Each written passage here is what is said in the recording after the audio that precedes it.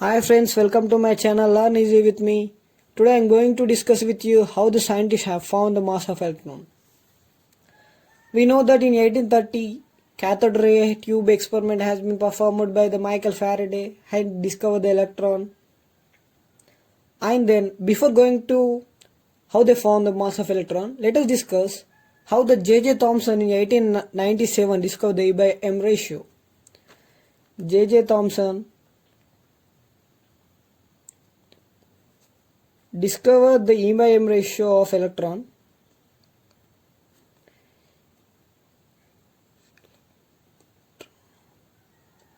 Here the E/m ratio is that the ratio of charge of the electron and the mass of the electron. How he discovered the E/m ratio? Look at here. We know the cathode ray tube experiment. Let us take a glance on it. We know that he supplied current for cathode and the electrons are moved from cathode to anode. He made a hole to the anode such that the electrons passes without attracted by the anode and hit by a fluorescent material, zinc sulfide. By bombarding with it, electrons made a spark, and he came to realization that there are some particles which are flowing in the vacuum, and they are known as the electrons. After this experiment has completed, J.J. Thomson made this experiment again, and now he had experimented with electricity and the magnetic field. Let us see here. Actually, the path of the electrons are straight, moved straight and bombarded with it. Now, what J.J. Thomson had made is that he kept magnetic field here. Now, what will happen? We know that the electrons will deflect to the magnetic field. So, here what the electrons get, have been deflected and they have replaced their path. They are moving in another path and deflected with some angle theta, and they are moving in another path and bombarded at another point, let it be O, and bombarded at other point Q. And then now he also applied some electricity. This is applied another voltage perpendicular to it. Let us see. Let us keep here. This as negative and positive electrode. Now the electrons are moving from cathode to anode. What they are moving? Electrons. Electrons are negatively charged.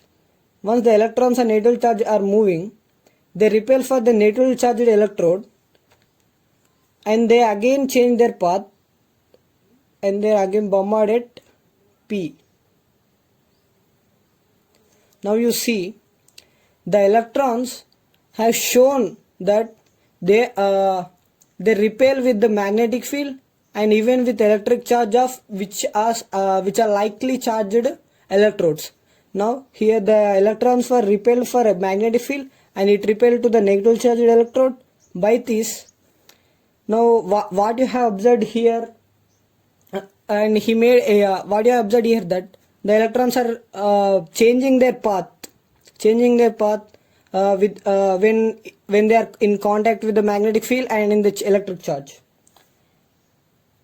And he gave some information that greater the magnitude of the particle, greater is the deflection.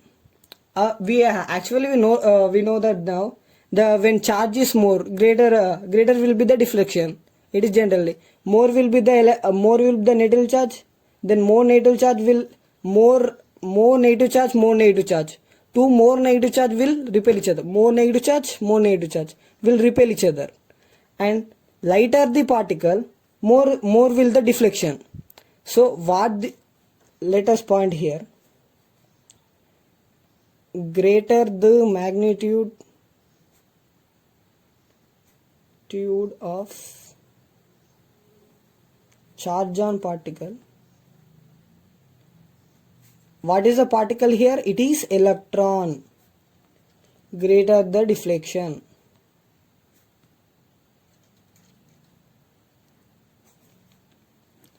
And the second one is lighter the particle,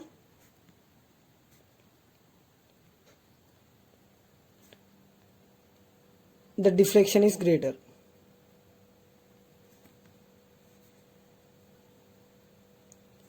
So look at here these 2 points.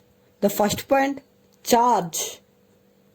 More the charge, less the charge. What it is saying? It is saying about charge. More the charge or less the charge. And the second point is saying that lighter the particle or heavier the particle. What is lighter the particle? It is saying about mass. Lighter or greater. Lighter or greater. It is saying about mass. So by these two, if we remove this, what will happen? This path will again come into the normal path, and again the point, the electrons will bombard at point O. If we remove the this electromagnets, again this path will come in as usually to O. By making an accurate measurements, like how this line has been again come into the correct path of the previous path. He made a correct assumptions and correct measurements. He found E by M ratio as 1.75820 into 10 to the power of 11 coulombs kg inverse. Why it is coulombs kg inverse here? Because we are measuring charge by mass, where coulomb is charge and kg is mass. Now we have E by M ratio. Then now what is our video is about? How the scientists have found the mass of electrons. Then again, R.A. Millikan, he found the charge of the electron by the oil drop experiment, which I explain you later. He found the charge of electron. Now R.A. Millikan, I found the charge of electron by oil drop experiment. Oil drop experiment. And he said the charge of the electron as 1.6022 into 10 to the power of minus 19 coulombs. Look at here. Now we have ratio of charge to the mass, and we have charge value. Then we can easily get the mass of the electron. Just substitute the mass of electron here.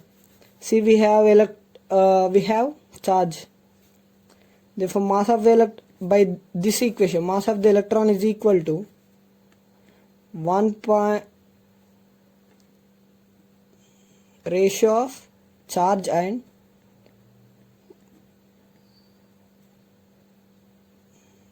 E by M ratio. Therefore, mass is equal to, what is the charge of electron? 1.6022 into 10 to the power of minus 19 coulombs divided by 1.75820 into 10 to the power of 11 coulomb kg inverse. Let us write here. Mass is equal to 1.6022 into 10 to the power of minus 19 coulombs divided by 1.75820 into 10 to the power of 11 coulomb kg inverse.